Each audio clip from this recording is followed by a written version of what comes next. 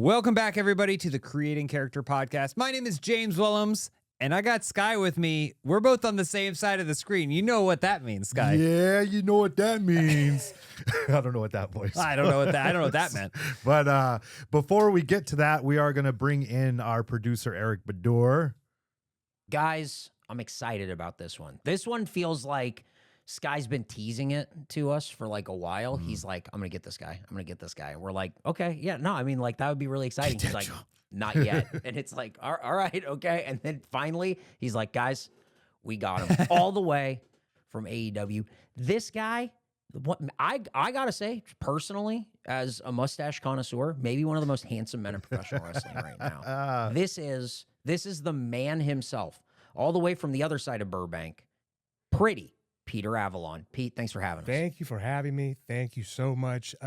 Yes, great mustache. Absolutely. Thank you so Great much. mustache. Yeah, You don't know. Eric, see you it. didn't My know the inspiration. original name was Pretty Hair Peter Avalon. He used to have long hair, Long, luscious locks. young, long, luscious locks. Shane Hayes. What he made you dropped- cut that? Oh, I got You just didn't want an it? accident. An accident. We're doing a Pepsi commercial. Oh, no. yeah. I was coming down the stairs and it just right on fire.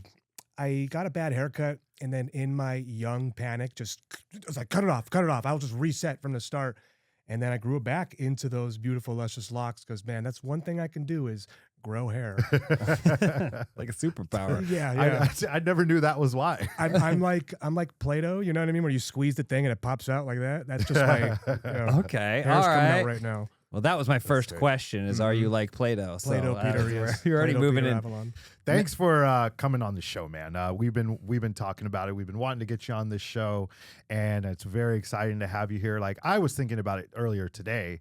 I've known you for almost 20 years now. A long time. The time has flown by. I Crazy. cannot believe it's been that long. Long time. I was fortunate enough to see you kind of in those early days, but I mean, maybe not everybody knows your story. So maybe tell us a little bit about you and your upbringing. You're a SoCal guy I am a as SoCal well, guy, yeah. which is great. SCU. That's it. And yeah, tell us a little bit about that and how you got in. I grew up, funny enough, in Rancho Cucamonga, same as the Bucks. I had no idea. I did not know them. Me and Nick are the same age, went to rival high schools, funny enough, but never ran into each other. I wasn't in the backyard loop. So high school, graduation came around, and I wanted to be a wrestler. I was a fan since I was a little boy. And after going to a PWG show, a couple of them, and seeing the certain wrestlers in front of me, you included at the time, not now, of course. You're jacked now, bro. But everyone was a lot more lean and not what I was familiar to watching on television. So I was like, oh, this is interesting. And I kind of got the itch, and I found a wrestling school, Charles Mercury. Shout out Charles, another SoCal guy, throwback PWG guy. He had a school in Stanton, which is right next door to Anaheim, at the De La O Jiu-Jitsu Center. They had a ring there. Went down there and trained every Thursday and Sunday with my friend Chris, Googles, which was his nickname. And yes, Sky had a hand in my early training.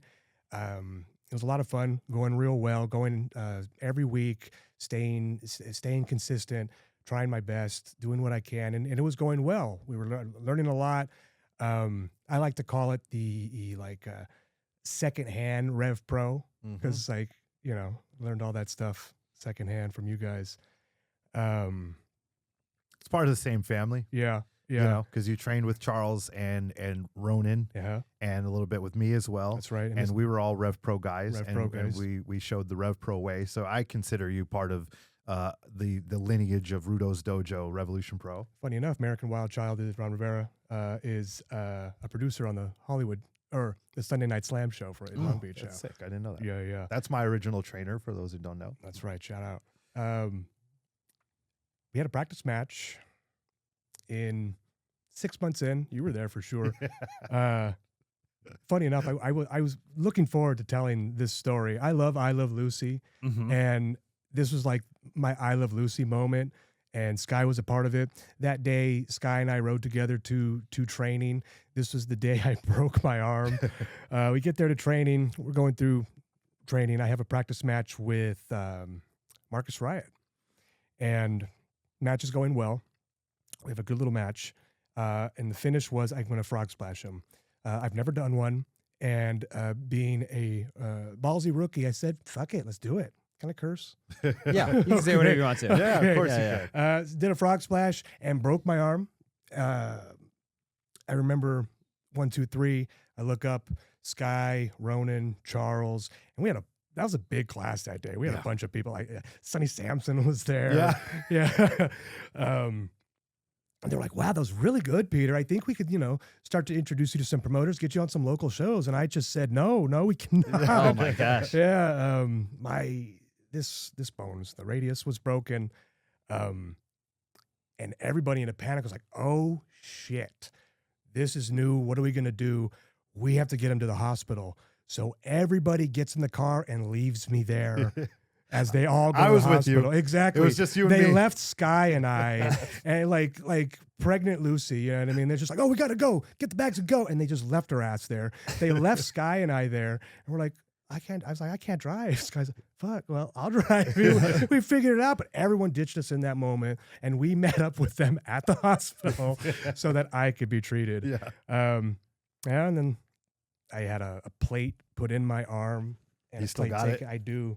It's the most expensive There it- keychain I've ever had. Oh, there it is. Wow. No that was way. in his Yeah, arm. this was in my arm for like Yeah, 8 months. that's crazy. I have 6 screws that were in it. I still have those in a bag at home in a drawer.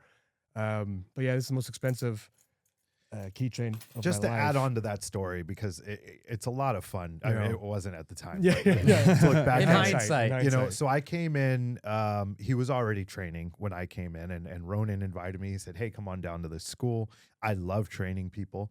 And so I came in, and there was him, there was this other guy we called Googles, and different people would like pop in and do train and help out with training. Like you said, Sonny Sampson came by, Candice LeRae came by. A lot of people would come by and help Bucks, out. Chris Hero, Young Scott Bucks, Hero. Lost. Yeah, Yeah. a lot of great names. And immediately you stood out. I like to think I have a very good eye for talent, and I can see when someone has it. And it's sounding arrogant, but you reminded me of myself when I saw you train, because I was like, oh, okay, like he just gets everything almost the first time, if not the first time. And that's how I was. Like, I just got in and like I would do stuff like I had been doing it for years, and that's what I saw in you. And I was like, this kid is going to be really good. There's a certain way you just moved well. You had great movement naturally. And I think a lot of that is from just growing up and watching wrestling, and you absorbed it a certain way. So here comes this practice match, and it's a really good match. And we're watching it, and I'm leaning over and I'm talking to Ronan, and I'm like, I think he's ready, man. I think he's ready. It's time. We got to get him a match after this. He's ready. This is it. Frog splash. 1, 2, 3. We all popped. We're like, hell yeah, this is it. We're high-fiving, and we look in. We're like, that was great, man. And he's just like, no.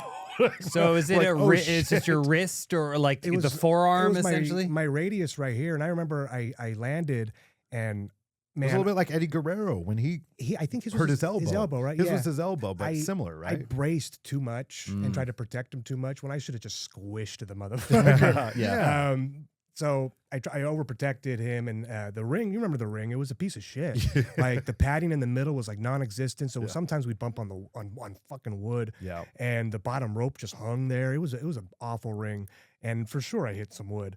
I think I just landed like this instead of flat, you know. So this just caused the radius to pop, and I could not like flex at all. I couldn't grab anything, and I was just flopping. So I held my arm, and we Wow. went Got him to the hospital.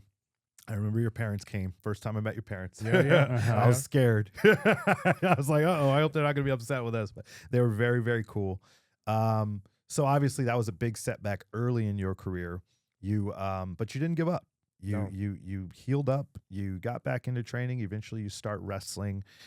So tell us a little bit about those early years. I know you did some PWG, some Empire Wrestling Federation, which out here in Southern California, who those don't know, legendary company. I believe they're about to have their 30-year anniversary show. I think so. So yeah, tell us about those early years.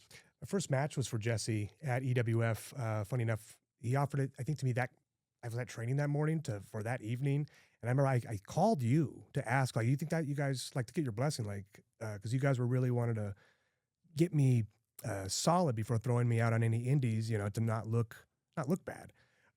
So I was like, if you guys give me the blessing, can I do it? Like, yeah, sure, go ahead. So we did the match with Jesse. For Jesse, I wrestled Chris Cadillac, and then I kept sticking with it. My next match was kind of a few months after that for AWS, and then that was probably the longest break before I was wrestling like a few times every weekend. I was like, I think my first match was November. It was November 2008, and then my second match was like April of the following year, and then just booked every weekend. From there, meeting people, going to different shows. I started wrestling SoCal Pro, EWF, AWS, and then different little spot shows, little indies here that would pop up, like AOW and all these little, three acronym random SoCal feds. NorCal, SoCal, eventually made it over to Vegas, Arizona, and just kind of, like you said, stuck with PWG.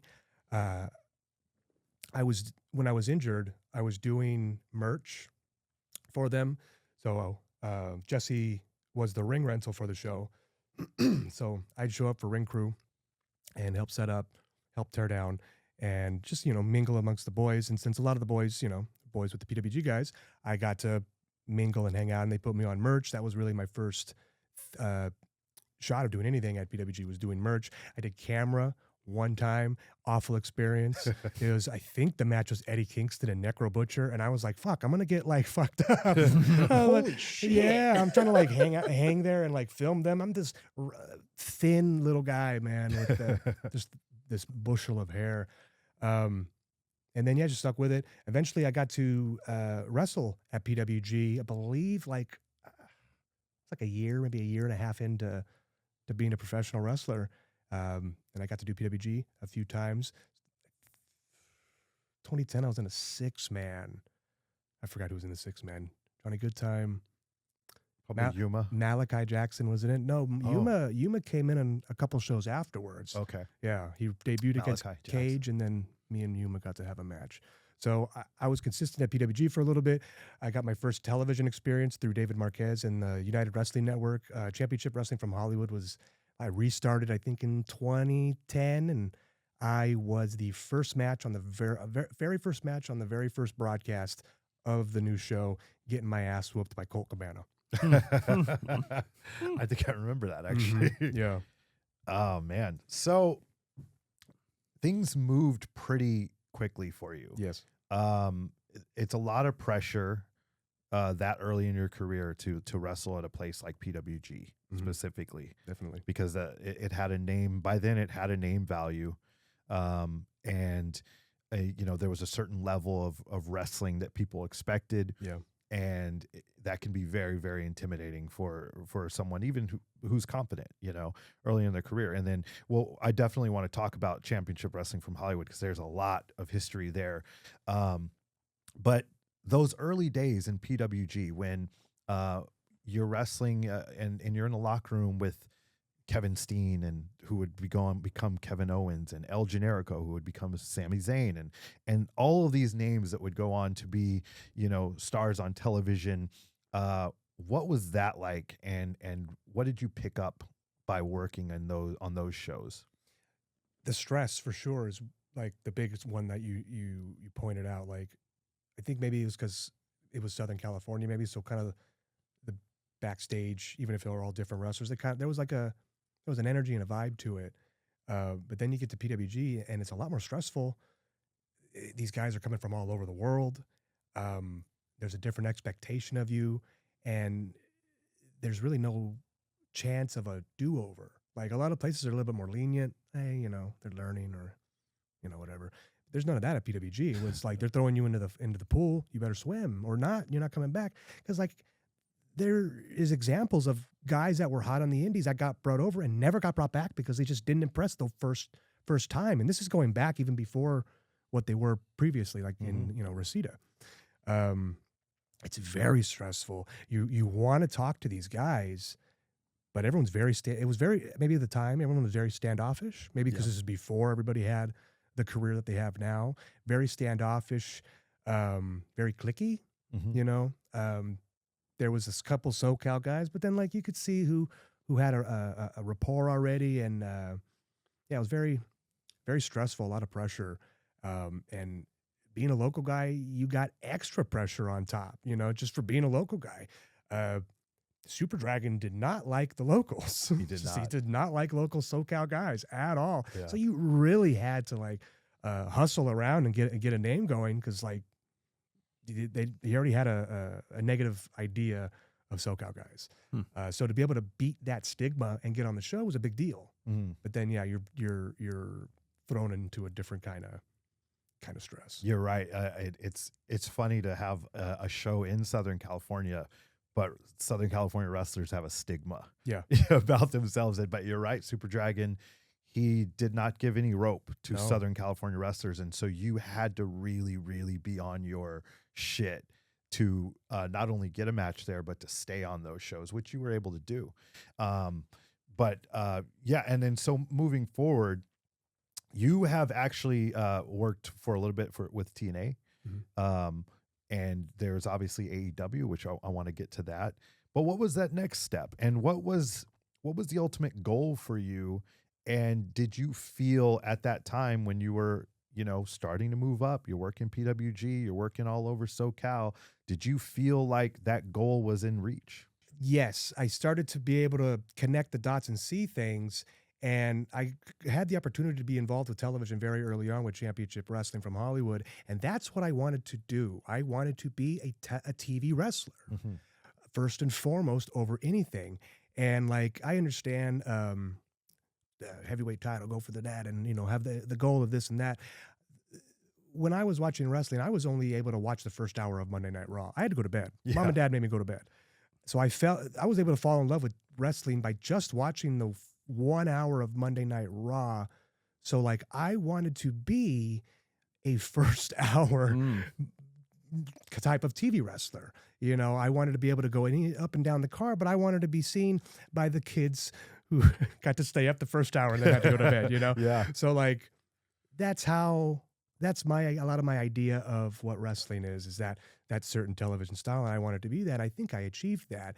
But with the Hollywood and PWG and different things and connecting styles, yeah, I started to see it in, that I can grab it and get to it. I just want to talk a little bit about that style and development, because for me, someone who's way earlier in his process, most of the basics, everyone learns the same. You learn to take bumps, you learn to do moves, you learn kind of how matches unfold. And then at a certain point, you take ownership of like what your favorite bits are. And I would say, I've seen shows with both of you on it, and I would say you have a pretty comedic style of pro wrestling, right? Like, I feel like you don't take yourself too seriously. You're not Stone Cold Steve Austin cracking beers unless it's almost a parody of Stone Cold. And that's from the moment you walk out to the moment you leave, right?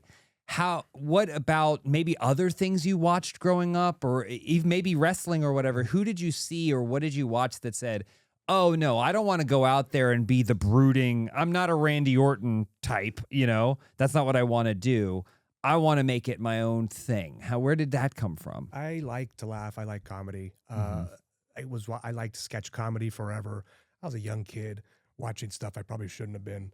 But it was a lot of sketch comedy, and I liked a lot of big comedy, slapstick. I'd watch with my mom a lot of black and white stuff, Three Stooges, and I fell in love with I Love Lucy. So to have an I Love Lucy moment was, wow, amazing. Wow. Lucille Ball is a dream. She's a dream woman. Like, she's incredibly funny. I loved cartoons more than anything. I have a younger sister, about 5 years difference. So like, I watched my Nick Jr. and then I watched my Nickelodeon, and then she came along and like, so I'd also watch her Nick Jr. and my Nickelodeon. And so I loved cartoons, and wrestling is all of that. It's Mad TV, Saturday Night Live, it's cartoons, it's all of that. So I was immediately drawn to it.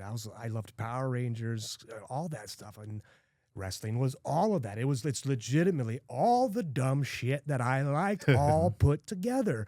And then to see these guys go out there like one of the first things I remember seeing was it was Steve Austin and Undertaker. I don't remember what the hell they were doing because it was just like flipping channels. And then I was like, told someone, hey, go back. We watched it, and it was cartoon and it's wild, but these guys it's not tongue in cheek. They're taking themselves absolutely seriously. That is a dead man and a redneck beer swilling motherfucker fighting. Like, but it's absurd. It's absurd, right? I love it. I love the absurd. Yeah, and we can kind of see that come out in your wrestling. Like I can see I Love Lucy in you, and how you have fun and it's like physical comedy and things of that nature. But at the same time, you hit on something a moment ago that I really want to talk about, and that was TV wrestling. There is a difference, and not a lot of people understand this.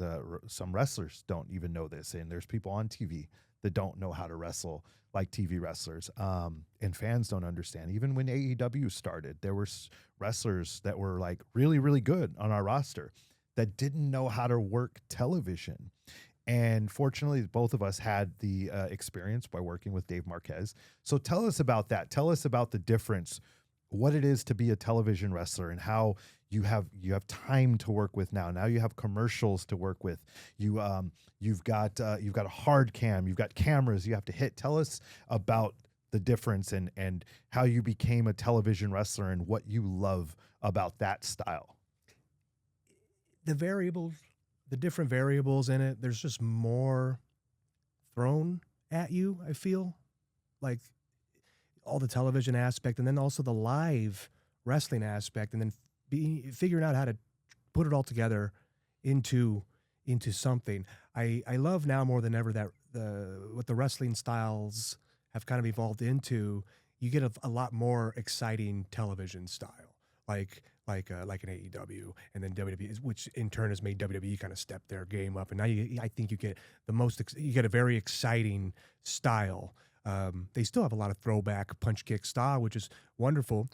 But you have the cameras and being able to tell a real story that emulates combat and taking it to the absurd level without breaking through and making it completely fucking phony, angling it the right way so that the home audience can see it without making it look completely ridiculous to the live audience there in front of the people. And it's just the variables. There's so many more challenges thrown at you. And I think the more challenges you can get thrown at you sometimes, the better performer and wrestler you will be, instead of just going out there and free for all, do whatever you want. Like, cool, some guys can absolutely do that, no problem. Some guys need variables and challenges and different things like that. I think television wrestling amplifies that and allows for that. And it's exciting. It's exciting. I love the lights. I love the red light on the camera, and you get to talk shit and a microphone, and like, it's fun. It's fun. It's so much better than, I love indie wrestling, but it's just that different, that next thing, you know? Yeah. Yeah. There's something about watching as a fan a wrestler having a really fun time wrestling. I think that comes across, especially, I mean, I'm going to go, I'm not shouting him out because, as you know, I'm not a fan of his, but Ray Rosas. His former partner. Ray Rosas. But when I would go and I would watch PPRay, and you guys would come out dancing and moving, it's so interesting that people are there to see two people battle in an arena, but what they find themselves doing for some reason is dancing along to an 80s track, you know, like but that's all part of the show. And I think it takes a certain amount of charisma and showmanship to do that. And then it's like, okay, that in another place, that could be it. You enjoy dancing along, but now we're actually going to ring a bell and put on this crazy one-act play. That's the absurdity of wrestling, and that's what makes the absurdity so amazing about it, is that you can get something absurd like these two Twinkie boy strippers going out there and dancing for everybody and getting dollar bills put in their trunks. And then there's a couple shows that they'd say, hey, do it again. Please, the fans are encore, dance again. So there's one show we entered in 4 times. Like we had to tell the Reno scum, hey, beat us up. Come and beat us up, please. We don't want to dance no more.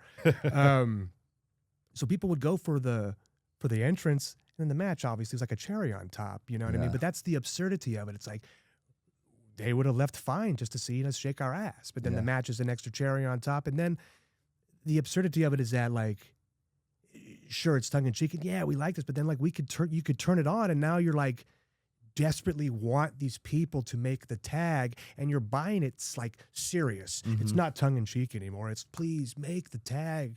You know. Yeah. That's Yeah, and I think a lot of what it is the fans love watching you enjoy yourself as a performer. I compare it to when you'll watch like a bit on Saturday Night Live, and you'll see the performers trying to not laugh while they're doing their bit. So you know they're having fun and they're laughing at it. And that they haven't even done the joke, but it makes you laugh. Yeah. Similar to stand-up comedians. Sometimes they're like trying to get their joke out and they're laughing at it and you're laughing at them laughing. Yeah. I think that's a lot of wrestling.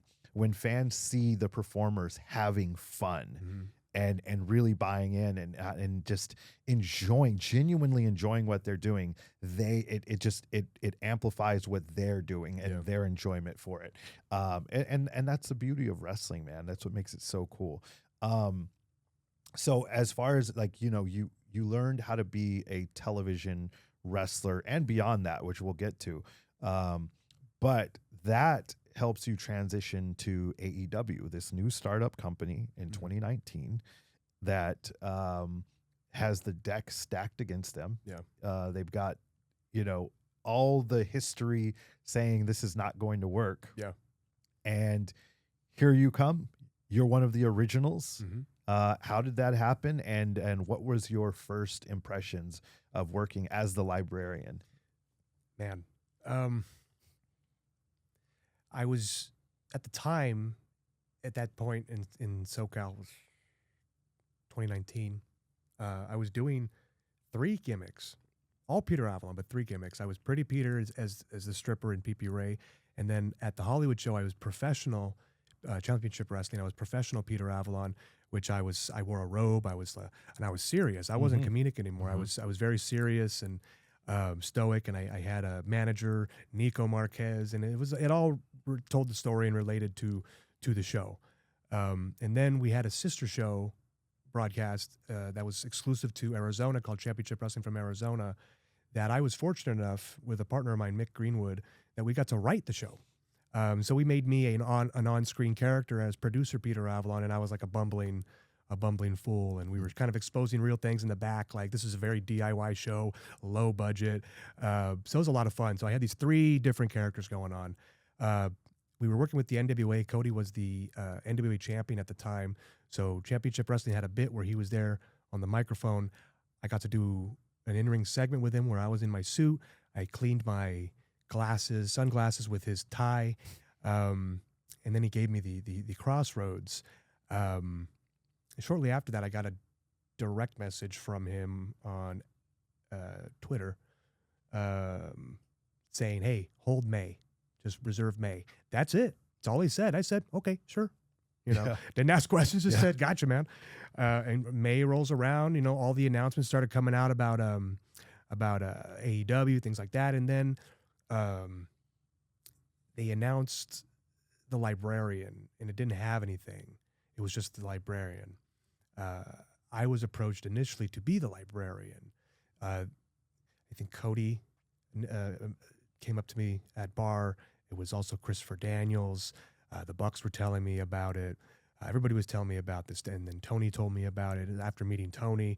So they had the idea in mind to make me the Librarian initially, and then the whole thing started evolving. They did this contest where you send a video in to be the Librarian, and then ultimately ended up being Leva Bates. So now we had 2 librarians, which was a lot of fun, and so it was kind of happenstance. Yeah. Like I connected with Cody at the Championship Wrestling show. He saw that I am a talented television wrestler, and when the opportunity came, when Tony described what the Librarian was, like, you know, I know a guy who's great with characters. He's playing 3 of them right now. Yeah. So you know, so those that don't know, the Librarian was one of Tony's original characters. I believe he thought of it when he was a kid or something. Yeah, a kid, I think. Yeah, and that was his dream to bring that character to life. Yeah. And just a little inside baseball, because I was obviously behind the scenes for a lot of it. You were definitely Cody's pick. Cody had you in mind. He had you pegged to be the Librarian, and that just shows that you made a very strong impression on him for a guy of that stature. to not even consider anyone else. I remember when it came up, I was in the room, and he immediately said Peter Avalon. And so it's very cool that came to light. Absolutely. And I personally was very happy to see you work with the company as well. As I know how talented you are, which brings me to my next point. The Librarian was obviously a very fun character. And you took it as very far as it can go. And then that transitioned eventually into the Workhorseman, which was really, really fun. Or the Wingmen. The Wingmen, sorry, Yeah. not Workhorseman, Wingmen. And that was really, really fun. The stuff you did with like Cesar and things, just hilarious stuff. Yeah. But me personally, and knowing that AEW's calling card is wrestling, I know what a great wrestler you are. And with the characters you've had, you haven't really had the opportunity to truly show that side of you. And that's something that I'm curious to know. Is that something that you want the opportunity to show, or is that like a frustration? Because people may or may not know, because this is a big TV audience. They have not seen your entire career. But I can tell you right now, for anyone watching, they can put you in with a Kenny Omega. They can put you in with an Okada. They can put you in with anybody, and you will have one of the best matches of the night because you are that good. I'm not saying that because you're my friend. I'm saying that because you are a talented motherfucker that can do anything. Where is that with you? Is that something you want, or? Yeah, I always kind of found, I guess it was always the work that you kind of realize you needed to be doing clashed with my idea of what wrestling is, you know? So it's like, if I'm given a role, I'm going to play that role. So if it's like an enhancement type role, I'm not going to think 5-star match. I'm going to, you know, so it's like I would kind of play more so to what I thought was the right thing. And it ended up being like, no, you need to go out there and really like fucking have a fucking match, you know? So there was points later on I was trying to do that. If I got the situation, the opportunity to, I would try. I had on Ring of Honor, I got an opportunity to wrestle Trent Beretta, and we had a great one-on-one. And it was only like 6-7 minutes. I tombstoned him. Like shit. we were doing some zany shit. So like if I ever got the opportunity, I would try my best. Yeah, but it was always usually put in situations where towards the end, before I got hurt, you know, more enhancement stuff. So if I got the opportunity to show off a little more, I would probably rely more on doing the tricks and the moves and things like that to show that I can do that, as opposed to kind of hanging on the character. I think that was something I kind of I didn't really know that happy medium at the time. Like going into I had a television match with Cody during the pandemic that was kind of whatever, and I think it's just that kind of thing, like everyone being out of practice in the pandemic at the time, sure. Yeah. and then like just kind of figuring out what the Pretty Peter character was post Librarian and what I need to do was a lot of I don't know, and no one really knew what it was, you know. Yeah, I hope you do get that opportunity because you know, you're one of my favorite people I've ever wrestled, and you're just a consummate professional and an absolute gem in the ring, and I would love for people to see that side as well as the entertainment and the character that you bring. I just think it's incredible. But that being said, not to sell short the work you have done. I mean, your rivalry with Brandon Cutler was hilarious and a lot of fun. You've had some really great moments in AEW and as well as outside of AEW. At the same time, you mentioned it already. Not only are you a wrestler, but you're also a writer. You're also a producer. You can work on camera or behind the camera, behind the scenes, on the headset. You've kind of opened things up to be able to do everything. And is that something that you want to continue doing, even in like when you're done with your in-ring career, which I'm sure you have a lot of years ahead of you, if that's what you choose to do? Is that something you want to do later on? Yeah, I like the process. I like the wrestling, and I like the creativity. It's world building, man. It's like, it's what it is. It's like, you know, there's people got their, I don't know, World of Warcraft and League of Legends, and what's the tabletop shit? The D&D? Warhammer. Yeah. And D&D's a lot of fun. Yeah. But it's that, it's world building, you know what I mean? Like you're creating these characters, and maybe I picked that up from you, is I do also like helping people and training people. That's what we kind of do at the Hollywood Show. We're taking a lot of guys and turning them into television wrestlers.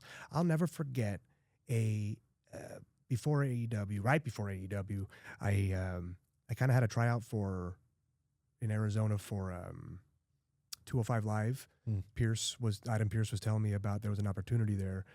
And when I went there, the other extras were all our Arizona guys that do our TV. And they all had to do like practice matches. And they all did great. All the producers were all impressed. Like, oh, well, I'll talk about how good they were with their placement in television. So it's like, hell yeah. That's awesome. Hell yeah. Yeah, I think a lot of people need to get on board too and watch Championship Wrestling from Hollywood, United Wrestling Network, because the work you're doing over there is incredible. And I had the privilege of working a nice, good program there. I had some really good matches with guys, and just it's funny because obviously I started before you, but like I find myself learning things from you because you've just evolved into such a well-rounded, not just performer. Again, I'm struggling to find the words. Not just a performer, but like a well-rounded wrestling mind. That's the best way I can say it. As I stumble to get there badly. You've really opened things up, and I think, like I said, the things you're doing over there with like your writing, your producing, and I can see you coaching people. And I definitely think there's a future for you in that as well. I think you can continue to do both, work on camera and behind the scenes at any company, whether it be with the United Wrestling Network, with AEW, with TNA or WWE or whatever you choose to do in your future. I think you'll be successful at it. Thank you, man. Yeah. Thank you. I mean, to add on top of that, I just want to say, because some people don't realize when they're in it, but like my perception of you has been for many years that you were a pillar of like the wrestling community. Oh, wow. Like, honestly, there's a DM exchange that we had probably like 7 years ago where you put out on Twitter that you were like, hey, just a heads up, I am training people. And I DM'd you and was like, this was after I had my first match, but I had not done much else with it. And I was like, oh my gosh, I'd love to train with Peter. And I DM'd you and I was like, hey, what's the deal? And you were like, it's an Oxnard. And I went, fuck that. Yeah. But I was like very excited at the prospect of that. And that was 7 years ago. Yeah. And, and like a lot has changed now. I waited another, 4 years from that point to then finally start doing it. And, but yeah, just like as I'm meeting everyone has wonderful things to say about you. That's great to hear. So your reputation far exceeds you in so many ways. And again, like Sky said, I think tapping into your mind and seeing you still influencing on stuff and just the other things that you want to achieve, like it's awesome to see you working and doing so many cool things and just like still entertaining, Trying, man. Thank you. Yeah, absolutely. What's next? Man, I'm staying busy the best I can with the writing of the show, the Championship Wrestling. I'm also working a lot of local comedy shows. Shane Hartline's Nearly Average Wrestling, Right. which has been a lot of fun. We do the Twitch streams on Mondays, and then the live shows. We just did the Netflix is a Joke Fest, which was a lot of fun. Sold out. He sold out. That's So sick. it's That's great. crazy. You got a New Awesome. York show? He has a New York show. coming I up? unfortunately will not be a part of it. But it's a great show, and if you're out there, definitely go see it. And then once in a while, I'll bring out an alter ego that people seem to really be behind out here. It's a Southern California, already SoCal legend, Yes. I.E. Pete. Love IEP. Representing the Inland Empire the best he can, smoking cigarettes, vaping, drinking monsters at Creed Night, which is every so often at 1720, which is, if you don't know what Creed Night is, Oh my God. brother, it is. You're an not from experience. the Have you Yeah, guys- exactly. The photos that came out of the last Creed night, because I was like, oh, I think Creed night's happening. And then the next thing I saw was someone who went and it was just an RV on fire. Yeah. That was like, so how was Creed night? And it's a picture of a burning RV. It was It like, was oh, incredible. Man. Yeah, yeah. IEP. That's it. Love I.E. it. Pete. The one thing with that is buying Monster energy drinks for a gag has turned me into drinking a Monster every Oh. day, man. Oh, It's no. not- it's not good. Oh, no, man. it's consuming you. Yeah, The yeah. gimmick. hilarious. It's the IE will just live inside me forever, man. Yeah. Brother, Like wow, a virus. I'm very familiar, man. I was born in Pomona, California, man. I know. Yeah, you know That's what it is. That's it. IE 909. the Velvet Room, bro. Oh, the Velvet Room in Ontario Yeah. Mills. We used to go to this hookah lounge called the Velvet Room in Yeah. Ontario, Oh right my next to God. Ontario. It's still there. It's I drove by a few days ago. I was like kind of trying to look in. I'm like, I might want to go back there one day. We'll see. The Velvet Room sounds like literally the worst euphemism in the world. Bro, we used to have the Yeah. best times. We would go to the Velvet Room. I don't know how we can breathe, by the way. I don't know. We would go to the Velvet Room I don't know. minimum 4 days a week for about a year and a half and smoke hookah for 5 hours. Yeah. And yeah. just shoot the shit. Do you Well- remember when we did? Remember at the hookah lounge, or Velvet Room, we did Google's release party when he appeared on Bully Beatdown. Yes, Yeah. yes. We had a friend, the guy we mentioned him earlier, Yeah. Google's. He was on Bully Beatdown. That's right. Okay. And we had a little release party. We That's watched it at. right. Yeah, we watched it. I'll say this: as terrible as that sounds to me, if you guys were doing your wrestling thing in like 80 from 81 to 89, a lot worse True. than the Velvet Room Oh, or yeah. whatever and smoking hookahs. It would have been a lot worse. We had some good times. So Shout out I to guess, Rainin, man. We had That's some right. good times with him Yeah. too. That's it. Speaking of good times, we got to get out of here soon, but we're hoping you're going to be down to play a game with us. Yeah. So this is where we're going to bring producer Eric Bedour back into this. Me. Oh, my Oh, God. sorry, guys. I was listening to the conversation, but I've been warming my voice up for the last 40 minutes or so. So I'm getting ready. Pete, you had a lot of great stories, and there's a lot of fun. Actually, this next game, I skewed a little bit maybe towards you because this is the lyrics game. Here's what's going to happen.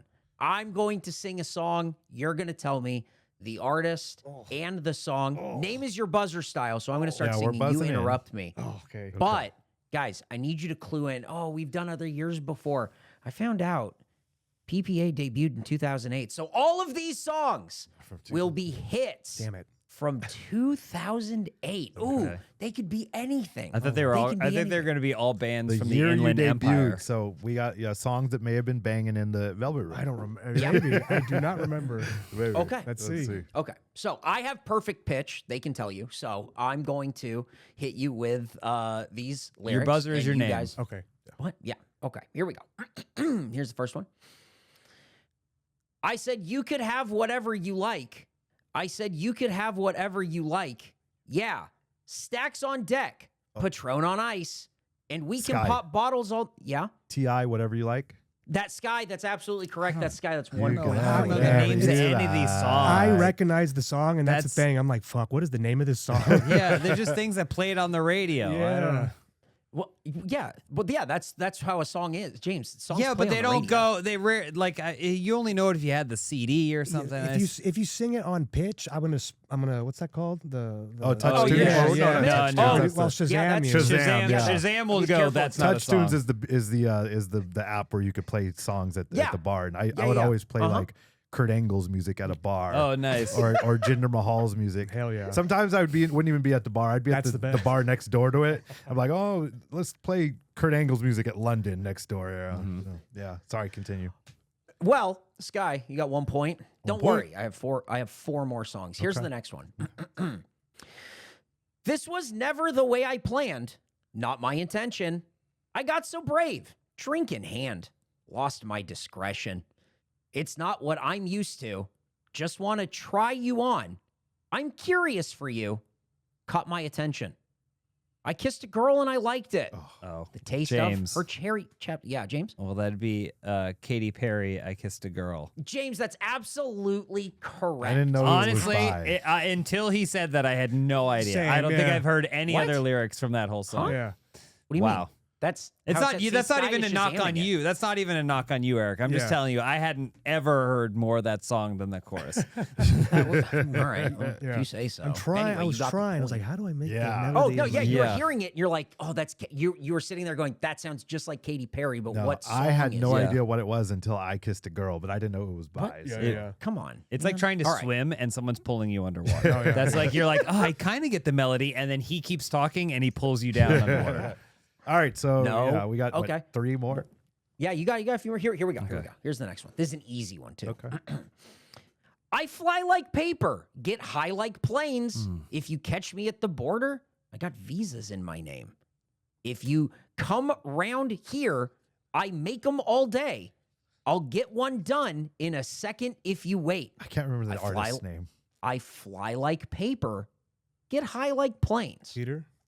Yeah. Is Paper Planes? Is it MIA? Yeah, it's absolutely Oh, correct. shit, no. You're Get in the- game. MIA? Congratulations. Is that Outta that's what it's here. by? Nice MIA? job. It is MIA. I like that. Oh my That's Yeah. All right. I was not Yeah. confident in that one. No, Oh, you you nailed didn't it. make the And then you sounds guys- though. Yeah, but well, you heard Sky just sing it. Didn't even sound anything like how I did it.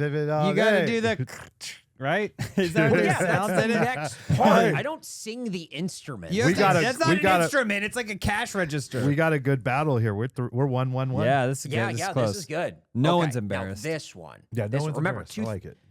2008. Okay. 2008. Okay. I'm gonna take my time. She gonna get hers before I. Oh. I'm gonna take it slow. I'm not gonna rush the stroke. Peter. So she- Peter, you have to know Peter. this. Yeah. It's Sexual Eruption by Snoop Dogg. That's absolutely correct. My one and only. I used the song one time. My very first entrance theme ever. Wow. We picked it out. Sky and I. We picked it out at the Velvet Room. Oh my God! Everything comes back to the Velvet That's Room. it. Everything goes back to Velvet Room. That's it. In all fairness, it may have been sensual seduction It was the playing edited at the version. Velvet Room. Yes. The, Oh, the okay. edited version. And we for sure used the edited version because it was Jesse's G-rated For EWF. sure. Yeah. Oh, okay. Sexual Wow. eruption. Great pick, Eric. I Thank love you. it. Thank you Boy, very much. Well- you went into the weeds to pull that one. I felt good about my picks. I went 2008. What's PPA gonna know? He's gonna know sexual That eruption. specific Damn. one. Did you know he used that? No, had no idea. Oh, That's wow. incredible. Really? Yeah. Okay. I used it Happy legit coincidence. one time. One Yeah. time. Yeah, That's- We didn't bring up. Crazy. He was the 2009 EWF Rookie of the Year. Do you still have the Oh, picture? congrats. I've got the picture somewhere on my Oh, phone. I no. definitely We gotta do not- share that. not Can have we it. share that It's a on- fantastic photo, Okay. though. We have throwback. to.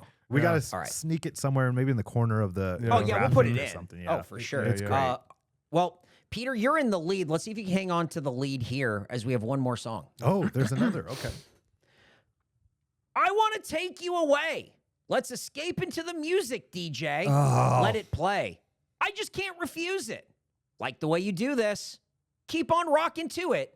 Please don't stop the music. Oh. Fuck, Oh. I don't remember the artist. Oh, why am I spacing on the name? Oh, James, how's looking to go? is it no. Is Ugh. it James? Is it Yeah. Rihanna?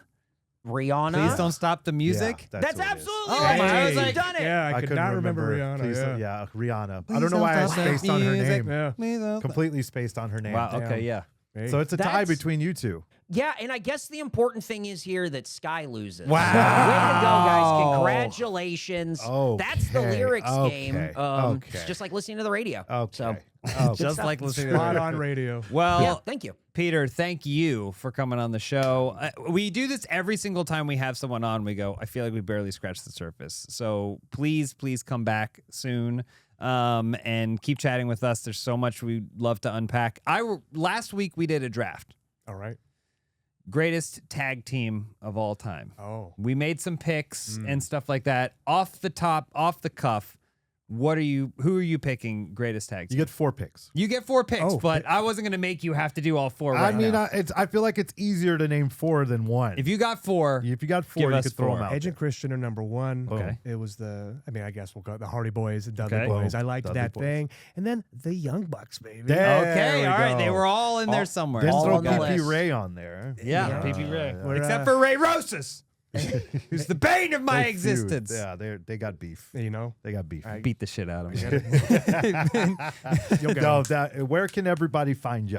I'm on social medias, PeterAvalon.com, and then watch Championship Wrestling on YouTube because I write and produce it. Hell yeah. That's awesome. Yeah, and if you want to, well, number one, make sure you see that photo that you were talking about. I gotta find You it. got Oh, you man. got to follow us on social media. Oh, Creating no. Character Pod is the place to subscribe and comment and let us know what you think.